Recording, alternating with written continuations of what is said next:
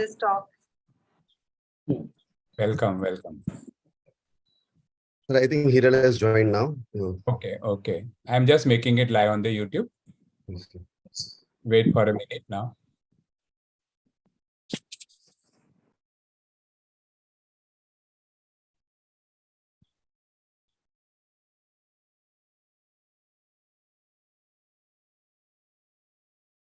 Okay. So, good morning and welcome to Saturday Club meeting. And today we have a very different topic than what we usually talk about, and that's title is Build a Better You. And for that, our guest speaker is Dr. Smith Matalia. He's a consultant orthopedic and arthroscopic surgeon. And unlike other speakers with whom I get a long CV, Smith said a very brief, ultra brief kind of CV where he said that he's into this orthopedic practice for last 22 years. He's an executive coach, a popular one.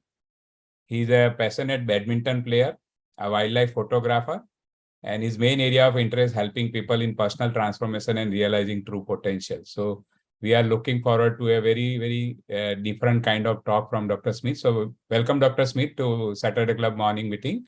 And you so start your presentation now. You have about 40 minutes. Okay, sir. We'll keep 10-15 minutes for interaction also. So over to you, Dr. Smith. Okay. Good morning, everyone. And thank you so much, Satisha, for inviting me for this talk. It's a pleasure. And before we start this talk, I would like to share a story. Two women turned 70 years of age. One woman decided that it's time to wind up her affairs. I should now start winding up my affairs, write my will and whatever finish and I start looking towards the old age that is looking forward towards her. The other woman decided that she is very passionate about climbing mountains, and at the age of 65 years, she started working out in the gym, and she wanted to interest in mountaineering and climbing mountains. So from the age of 65, she started. From 65 to 91, she climbed Mount Whitney in US about 23 times. Mount Whitney is 4,421 meters. Between 65 and 91 years of age, she climbed this mountain 23 times. Our local Pavagadh hill that we routinely visit is 822 meters. So you can compare the size and the effort that might be required to climb Mount Whitney, which is 4,421 meters. And at the age of 91, she became the oldest woman ever to climb Mount Fuji, which is in Japan, at the height of approximately 3,400 to 500 meters. So it's not about so as they say, age is just a number. It's only depends upon your mind and your perspective, what you take, what meaning you want to give to your life, what vision you have for your life. That is most important. Are your vision, are your thoughts, are your beliefs limiting you or are going to help you?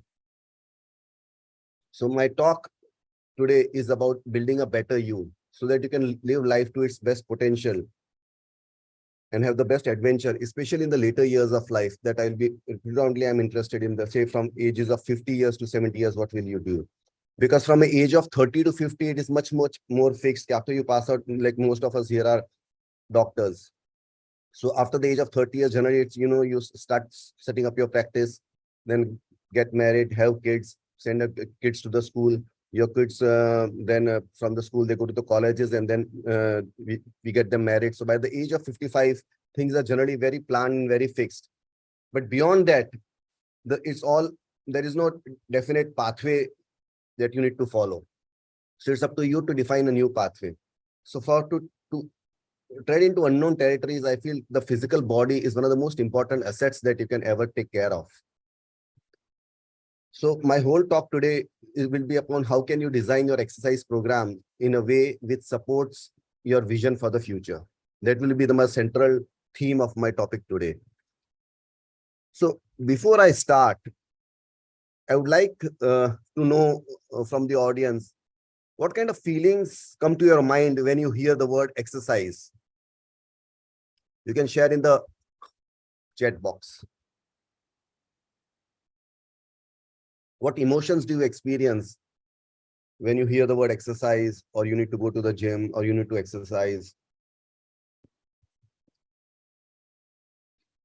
So Hiral says it's difficult. Laziness, pain. Hemant Bhai says it's laziness. Yes.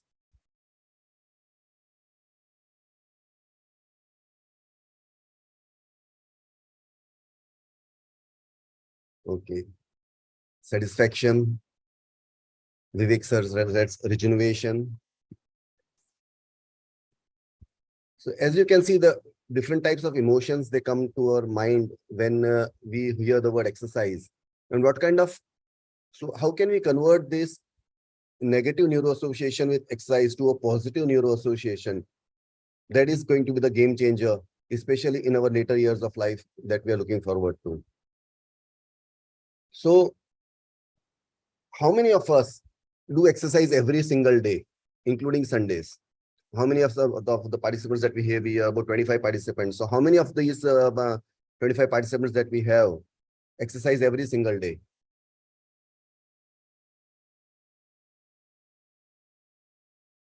Okay. Dr. Meeta says also do. Dr. Ashwin Bhai, yes. So I can say of the 25, there are 3 people who say that they exercise every day. And how many of you do exercise 5 times in a day?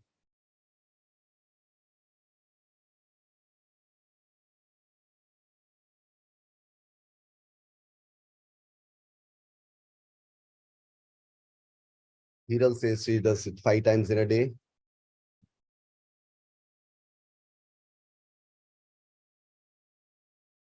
Okay. In a week, not in a day. 3, yes, correct. Yeah. 5 times in a week. And how many people do it 3 days in a week? 3 days in a week.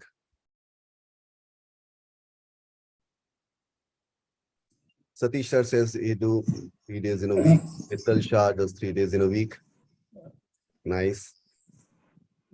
Dr. Smith, we Yes. do exercise every single day, and I never stopped exercising from the school time. That's Okay. amazing, sir.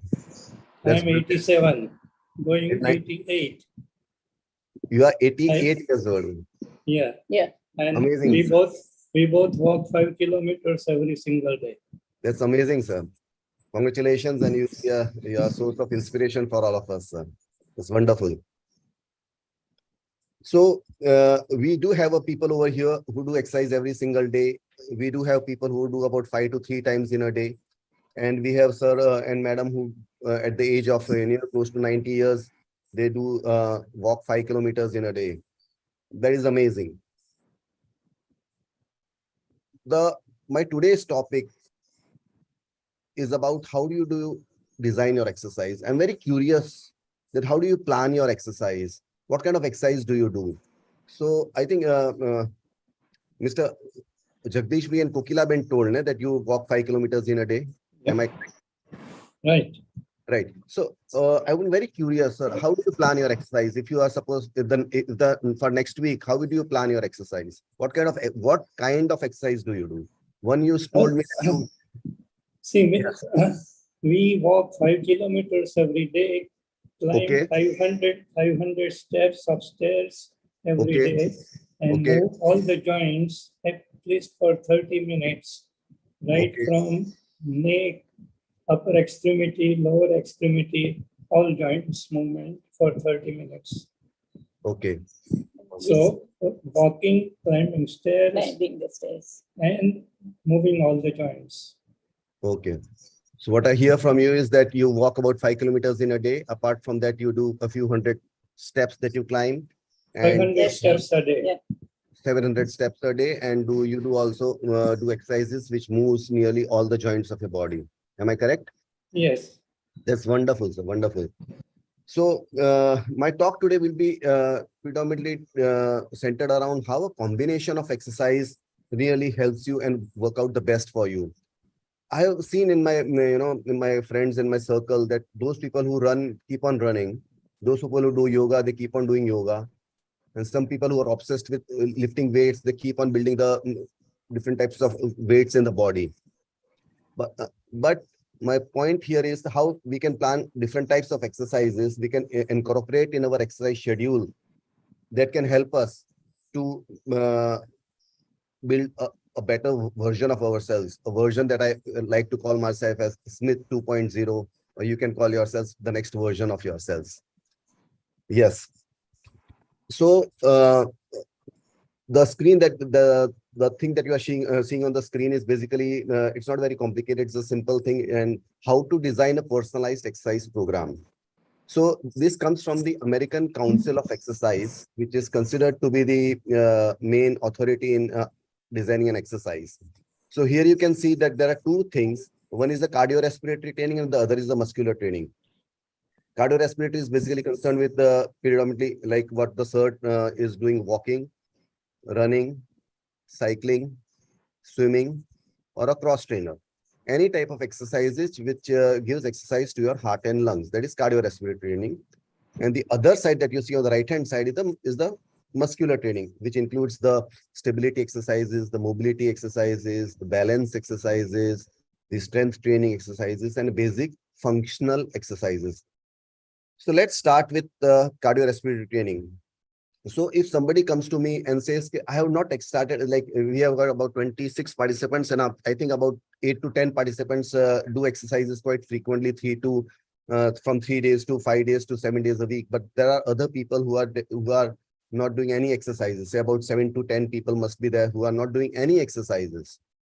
So if you want to design an exercise for a person who has still not started any exercises, then that is known as a base training progression. This means base exercises. So don't try to look into any other things in the image. Just focus on the week one that I'm showing you here. The week one is that how do you start? So first of all, you should start with 4 times in a week. You should exercise 4 times in a week. And each time should be only of 15 minutes. You should only walk for 15 minutes. And the intensity should be VT1 heart rate. I will come to in the next slide what do you mean by VT1, but you can just remember that you are supposed to walk for only 15 minutes. So we should exercise in a day, we should exercise in such a way that it should not produce any cardiovascular insult. That when you routinely hear from the news that a person walking in the gym or on the treadmill or doing some exercises, he experiences heart attacks. So these exercises are being designed by the American Council of Exercise in such a safe manner that it has become safe for anybody to follow. So first thing, in the week one, you should only walk for 15 minutes, and that also 4 times in a week. So total duration in a week will become to 1 hour. You should only walk for 1 hour in a week. And then from week 1, there is a gradual progression towards week 5 and week 6.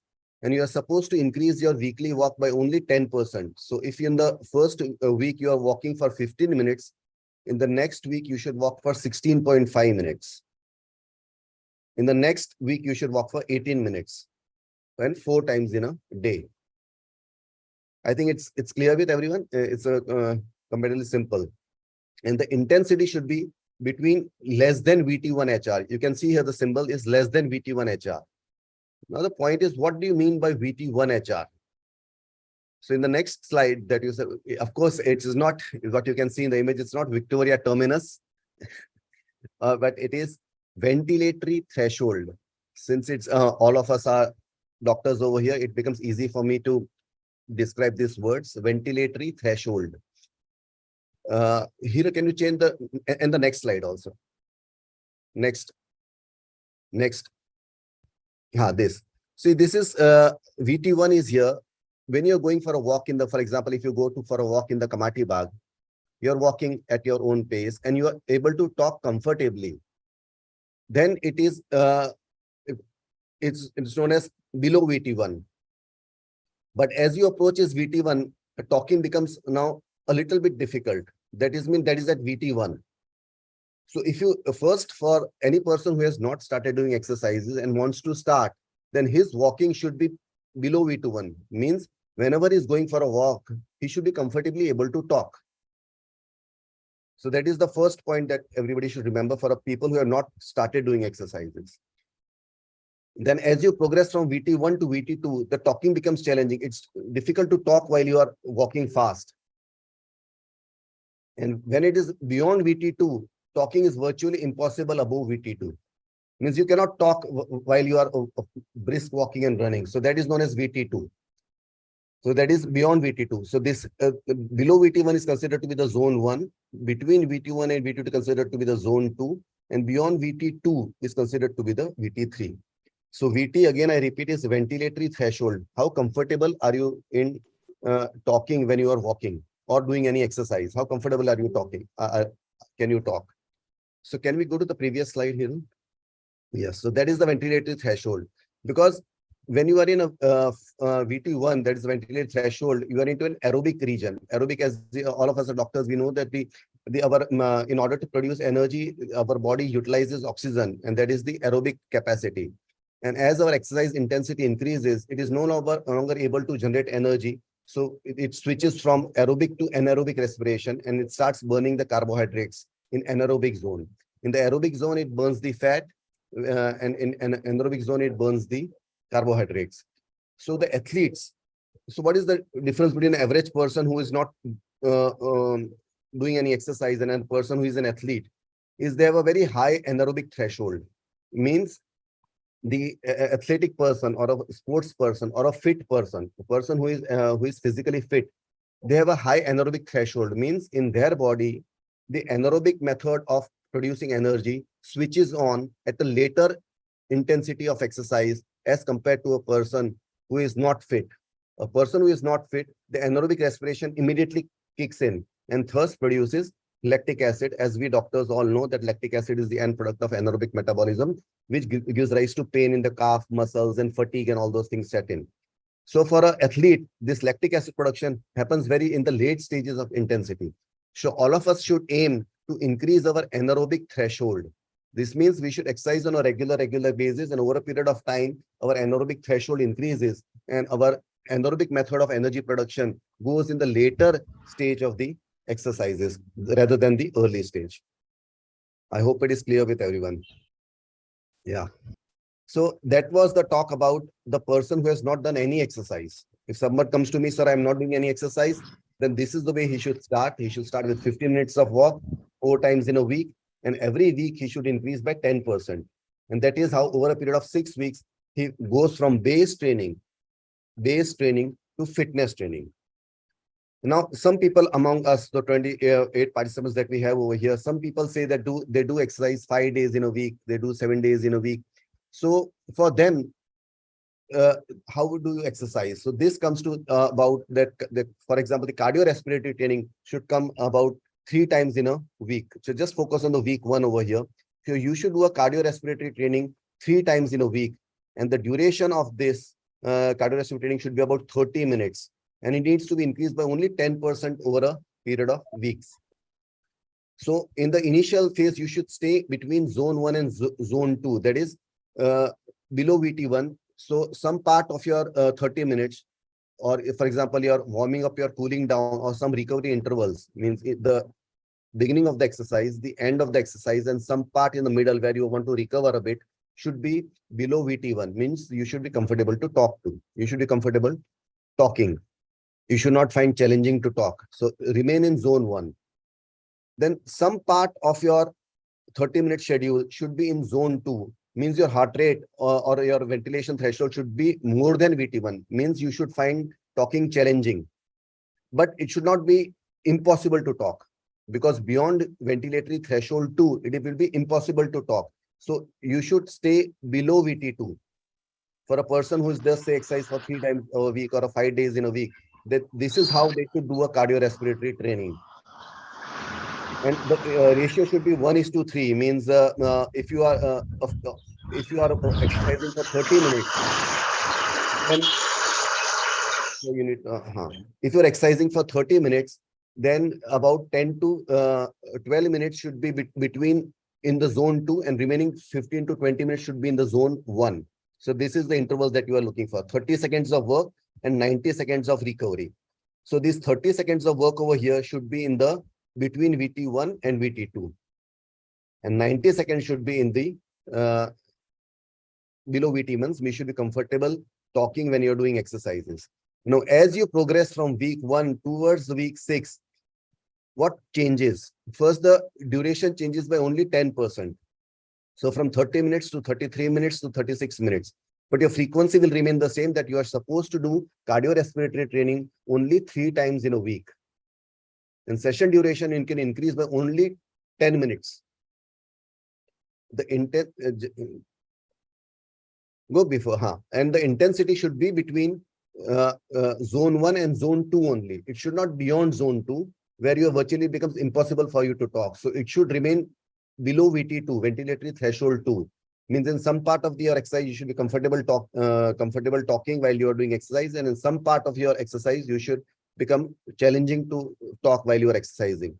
But the intensity can increase over here, that you can ratio that you can see in the last row, that you can see that you can initially start with 30 seconds of high intensity, then 45 seconds, 60 seconds, and these seconds, 60 seconds of exercise in which it becomes difficult for you to talk, and then 120 seconds is the recovery phase. So this should be the cardiorespiratory training plan for a person who does exercises about 3 to 5 days in a week. That is known as a fitness training progression. Gradually improve your fitness to a new level. Then for a person, suppose there are some people who used to, any questions anybody would like to ask, any doubts, any confusions over here before I progress further?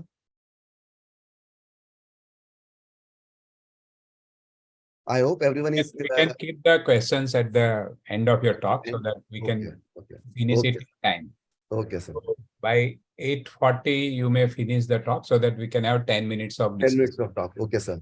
So if any person who is I think we don't have any elite athletes over here, but we have in our doctor fraternity, we have a lot of people who are into running. For example, I know that Dr. Nagesh Kamath, Dr. Preeti Kamath, Dr. Vijay Thakur, Dr. Ankur Bhavsar in Spandan. These are elite runners in our doctor fraternity who run for 21 kilometers, 23 kilometers. So it is for them. Just a slide before here. Yes. So this particular exercise is for them. So I will, but I don't think so. We have any elite people over here that, who, in which the, can I go to the slide before just, So here they go, the main point that I want to figure out, they go beyond VT2, means some portion of their exercise is where it becomes difficult or impossible for them to talk while they are doing exercises.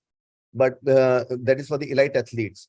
So this is the basically the left side of the thing that we have taught, the cardiorespiratory training. The base training is for the people who have still not started doing exercise and want to start. The fitness is for people who have already do some exercises and want to improve. So they should do about 3 times in a week, and they should keep their exercise intensity below VT2 levels. And the performance is for the elite athletes that I think is beyond the scope of this talk. So 3 days in a week, you should do a cardiorespiratory exercises, and then we come to the next is the muscular training. So one of them is the first comes the functional training. Functional training means it includes 3 portions: the stability, mobility, and the balance exercises. So suppose, as I can see, the most of here are beyond 55 years of age. If suppose 60 years of age, suppose you want to lift your grandchildren. Suppose you want to, you're going to US and you want to put your bag over in the aircraft, or you want to carry your baggages. So all these types of functional exercises, the functional requirements of day-to-day living you should be comfortably able to do. So that comes in the functional training. So functional training, there are 3 parts. One is the stability. So stability exercises require a lot of core activation and attention. So core means your spine and your abs, basically. So these exercises are different in comparison to other exercises, in which most of us commonly think that exercises require a lot of running and high intensity exercises, but these are basically extremely slow movement exercises. You should be completely present here and avoid momenting. Like we can do one thing over here, like everybody can get up for 15 seconds, and whether we can balance yourself on one leg or not, you can see, like you can get up from your chair And just see, you can lift one of your leg. Are you able to balance yourself on one leg? For how much time can you balance? Once with eyes open and once with eyes closed.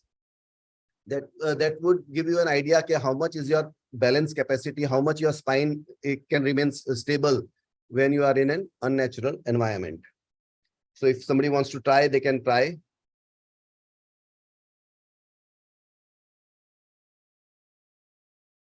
So, so stability exercises basically improves your balance and it reduces the possibilities of fall. Because as we know, fall is one of the commonest causes of morbidity in older age groups, giving rise to, that's nice, Rupal. You can do it for 12 seconds on one leg. That's amazing. Now you should try for with eyes closed also. And then you can stand on an uneven surface like a pillow or a foam. So that gives you more proprioceptive and more better balance control. Yes. So these balance exercises are important as they prevent fall, especially in the old age group where then there is possibility of hip fractures and this increases the morbidity. And as we commonly know, there is the 6 months morbidity from hip fracture is close to 25 to 30%. So these exercises should be included, and these exercises should be done on the other 3 days that we are not doing cardiorespiratory training. So as just I told you that you should do cardiorespiratory training 3 times in a day. The other 3 days, you should be doing this stability, mobility, and functional exercises. So these are different examples that I'm showing you. Can you go to the first one here? This is the Bosu bird dog position that activates your spine, shoulders, and your hips. Then this is the supine toe taps, in which just you can look into the Google and see how it's being done. It just activates your swasa, the hip flexors, and the anterior muscles. Next. So this is the marching hip bridge. These are very simple exercises and they are supposed to be done very slowly with complete attention. Your awareness should be, while you're doing the exercises, should be right on your body. This is the stability. These are all different types of activities, which this is the forearm planks. Even if you don't have such kind of equipment, you can do it on the floor. This is a side plank with torso, with dumbbell. If you don't have a dumbbell, you can simply just, without any weights, you can even just with single leg, you can just bend forward. This is known as a single leg deadlifts. So these are the basically all the stability exercises which help in improving the balance of your body. The next is the mobility. Just I would like to stress the point difference between flexibility and mobility. Flexibility is the ability of the muscles to stretch passively. And mobility is the ability of the joint to move through the full range of motion. For example, if my range of movement of my hip is from, say, in flexion from 0 degree to nearly 130, 140 degrees, then I should have that strength and the stability to move that my hip through full range of motion. So good mobility will require flexibility of your muscles, plus strength of your muscles, plus stability of your spine and other things so that your joint moves through its full range. Next. So these are the examples of mobility exercises, like walking lunge, high knees, hip curls. These mobility exercises are also supposed to be done very slowly and at the ease. They have a very calming effect. So whenever I do mobility exercises, I feel very nice. I feel very comfortable. And I have a very nice feeling whenever you're doing such type of mobility exercises.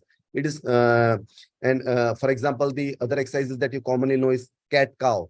The cat-cow is also one of the mobility exercises for your spine, right? So these are different exercises. That one of the most commonest portions of our body which get stiff are the shoulders, thoracic spine, hip, and ankle.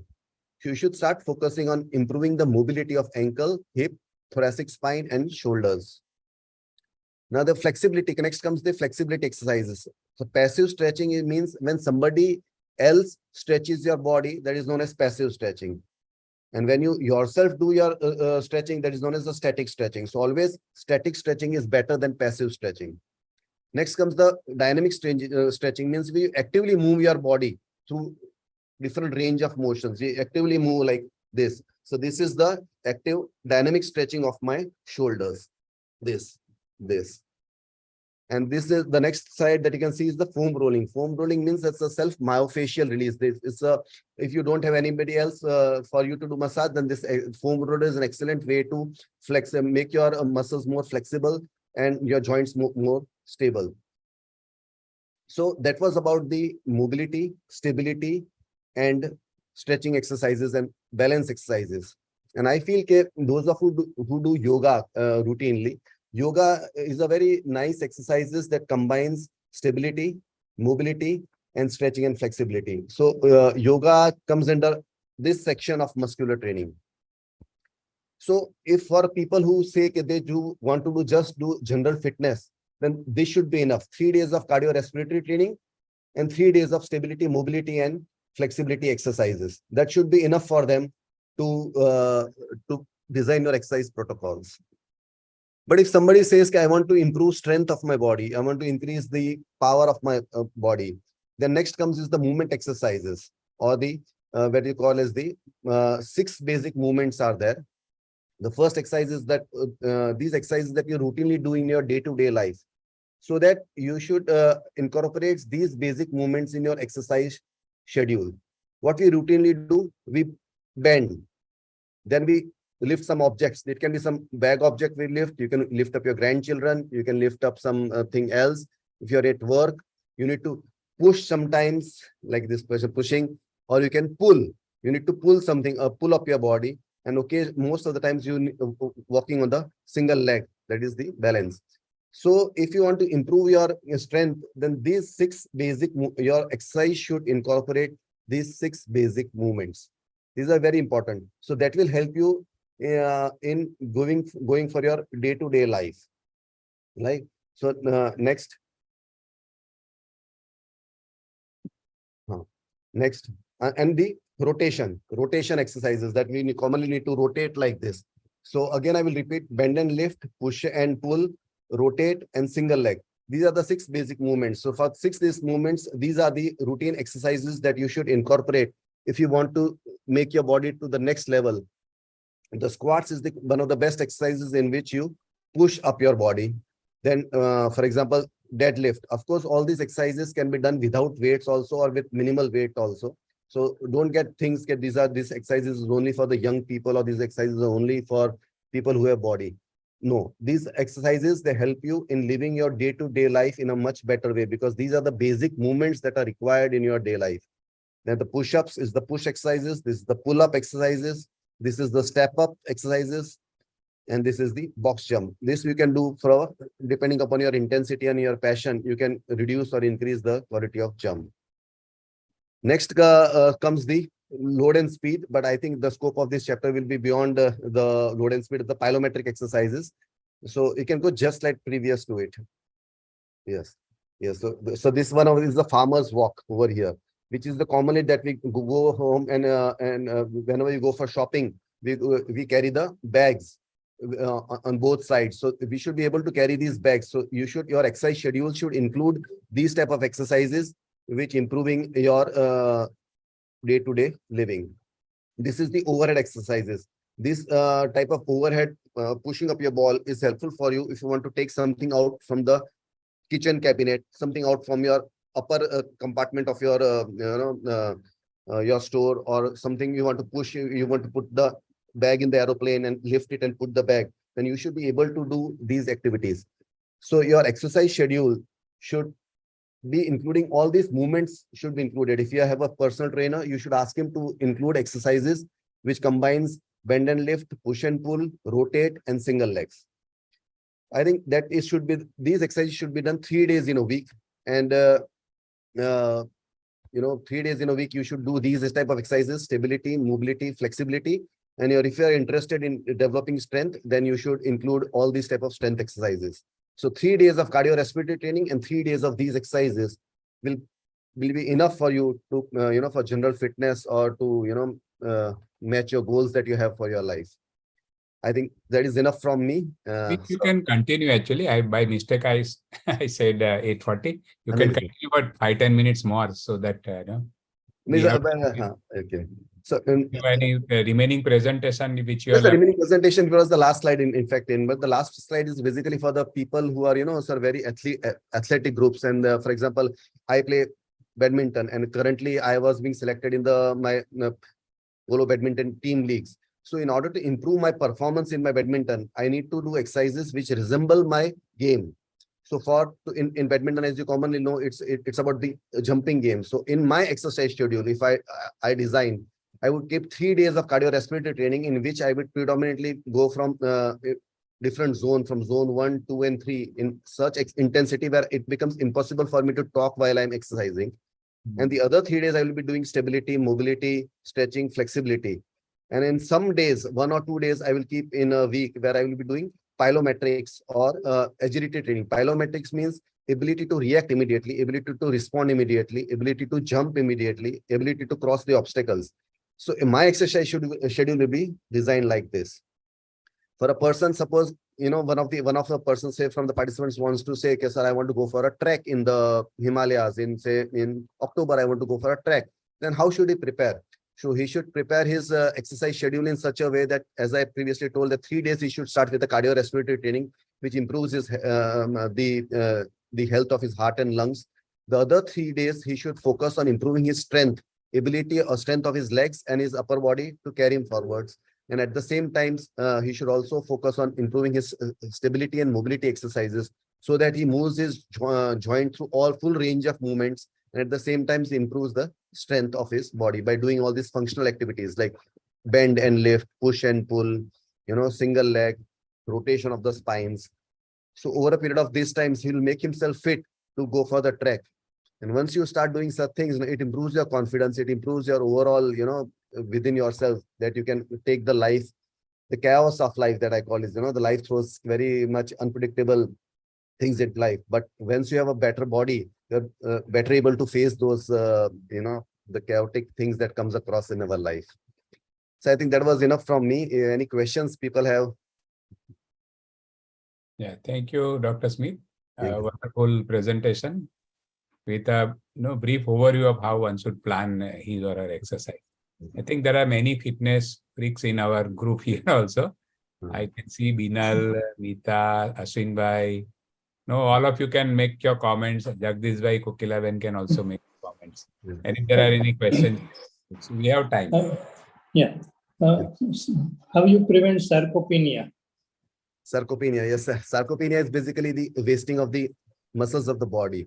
So sarcopenia, it's very evident that as I showed you, the American Council of Exercises recommends 3 days of cardiorespiratory training and 3 days of muscular training. So you should focus on getting the muscular training. So you should focus on improving the strength of your body by doing exercises with weights, if you are comfortable with free weights. And if you feel that free weights becomes difficult for you to control, then you should go to the gym, and there is machines in the gym. The machines, they take care of the stability part of your body. So you should work with the machines. So, and that is the only way that you can prevent sarcopenia, by improving the strength and doing resistance exercises, either with the weight or with the machines or with the TheraBands and all those things. Resistance bands, yes, that we've been rightly tell. So all these things will help you in improving the prevention of sarcopenia. Yes, sir. How you rate Surya Namaskar? Pardon, sir? How you rate Surya Namaskar as a regular exercise? Yes, sir. So just as I spoke, sir, Surya Namaskar is an excellent exercises for, if you do Surya Namaskar regularly, it will improve your stability. It will improve the mobility of your joints. It improve your flexibility. So yoga is basically a combination of stability exercises, mobility exercises, and flexibility. But it will be difficult to improve the your cardiorespiratory health by doing yoga alone. That's what I want to tell you. And so you should focus, if you like yoga, because there are certain people who like certain things more. Like, for example, for me, I like to playing more. So if you like yoga more, then you should do yoga about 3 to 4 days in a week. So that will take care part of your stability, mobility, balance, and other things. Another 3 part, you should focus on developing your cardiorespiratory training, right? So you should 3 days, you should either go for walk or cycling or swimming or elliptical trainer, that is the cross trainer that you do in the gym, in which you should, some part, if you do it for 20 minutes, say, then 5 to 7 parts should be in the VT2 zone, means it becomes difficult for you to talk while you're doing such exercises. So that trains your heart to become that. Dr. Pradeep has a question. Yes. Yeah, good morning, everybody. Yes. I always, feel that this muscle training, the strength training, And of course, the cardio you have already elaborated very well. Yes. But for the strength training, Hmm. it's not very necessary or compulsory to go to a gym. Done better kind of exercises can be sufficient for an ordinary fitness program. Am I right or I am not right? I think so, sir. Gym is not a compulsory thing. If you want to improve your muscular strength, your body weight should be enough to improve your muscle strength. For example, as I told you that you should train your muscles for 6 basic movements. So if you want to do push, you can start going for push-ups. Then if you want to Yes. pull, then you can do for assisted pull-ups. Then you can do squats, which is again a pushing exercise. Then Yes. deadlift, which is for this bend and lift, and then rotating Mhm. exercise for your spine. You can buy from the Amazon simple accessories that can help Okay. you developing a home gym. All right. Yeah. Thank you very much. Any recommendation for some such? Hello, Satish. Yes, sir. Please go ahead. Yeah. Any recommendation for some such accessories that you may have kind of Yes, sir. tried out and found okay or something? Yes, sir. I suggest you must have some free weights you can buy. Free weights about 5 kgs, 7.5 kgs, and 10 kgs weights you should buy. Then you should have a Okay. resistance band. We get excellent resistance bands in USA. So if you have some relatives in the USA, you can get those resistance bands from the USA. I will write down in the in our WhatsApp group what kind of resistance bands. Then you should buy Bosu ball. Bosu ball is a equipment that helps you for balance training. So these are the Bosu balls on which you stand and do your exercises. So these are Yes. for your balance and coordination type of exercises. So and then you can Mhm. a rope which improves your strength of your upper body. So overall, all these things will cost you somewhere around 5,000 to 6,000. You can go get all the necessary equipments that can help you in all these trainings. So. Very well. Thank you so much. Thank you. Yes, sir. Thank you, Pradeep. Smith, there is a question as to how much is too much, I mean, as far as exercise is concerned. Yes, sir, that is a very nice question. How much is too much? So there are two things. One of things is, exercise. We generally things that we like doing. We commonly go. Yes, that is the rope that is being used. That it will cost you about 1,600 rupees on the Amazon, and that is an excellent exercises for upper body strength or upper body muscular conditioning. And as Kokilab and Jagdish, we also asked that what can you do for sarcopenia? So such kind of equipments you can just buy at home and you can do. Yes, coming back to the question that somebody asked that how much is too much? So it's very common that, things that we like, we commonly go in the addiction zone. That is a very common thing that we go in the addiction zone. So for exercise also, I have seen people, there are people around me and in my common social groups, and they find that addicted to things. So first of all, how much is too much means if you find that you are getting too much tired, there is a continuous pain in your body, your sleep is getting disturbed, and you start getting an elevated basic heart rate, resting heart rate. The resting heart rate gets elevated, and that is a sign you are going too much. I think everybody should have just an idea of what is your resting heart rate is. So what is your exercise heart rate is. So if your resting heart rate gets elevated by too much, or your body gets too much tired, or your sleep gets disturbed, then it's a sign that you are doing too much. And the other side of addiction is when you leave everything else and just focus on addiction. I have seen people that who are losing their businesses and losing their families, but they still keep on doing the marathon running. In fact, after smoking, alcohol, and porn, running is the 4th common addiction that is there in the world. People completely ruin their family life and personal life, but they will not stop running. So we should be careful with that. I hope I answered your question, sir. That you should follow your resting heart rate. Their body does give out some signals, no? Yes, sir. That you should limit your exercise. You should listen to your body. Yes, sir. Listen to your body. Yes. I think the way you elaborated on various exercise, one needs a trainer. It seems that Yes, we all cannot do it on our own. All these exercises, there's some kind of help should be. Yes. It's required, I think. Yes. Yes, sir. Very well pointed out, sir. In fact, I would like to share just my story that, whenever I started doing exercises about 17 years back, over the period of 17 years, I have changed more than 5 to 7 gyms. I've experienced more than 8 to 10 trainers. But I have been fortunate enough in that in the last 2 years, I've got a trainer who is who knows all these things that right now what I'm talking about. He has the knowledge of anatomy, something very similar to what knowledge of anatomy I have. And he has an idea of what the heart rate is, what blood pressure is, and he is certified with American Council of Exercise certification. So it is very fun to work out with him because he completely understands what is happening around. So I think giving a trainer fees is a very good investment that you will do for your future. And I think it's a must. There are two things. Once your exercise will happen in a very scheduled and in a very scientific manner, first thing.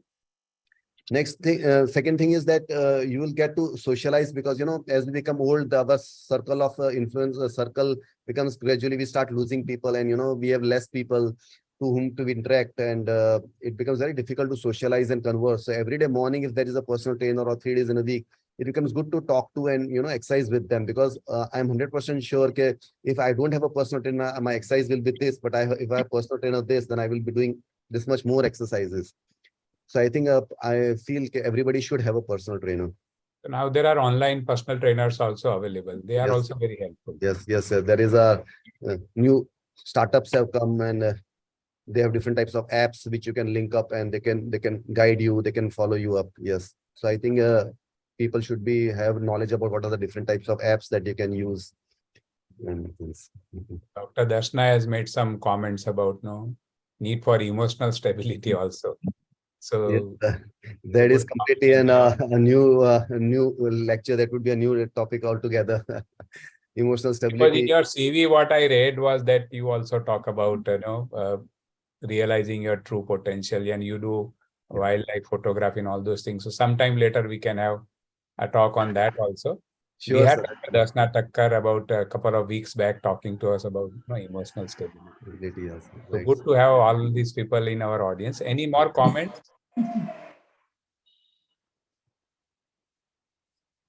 Hemant Bhai wanted Me, to ask. Yes, sir.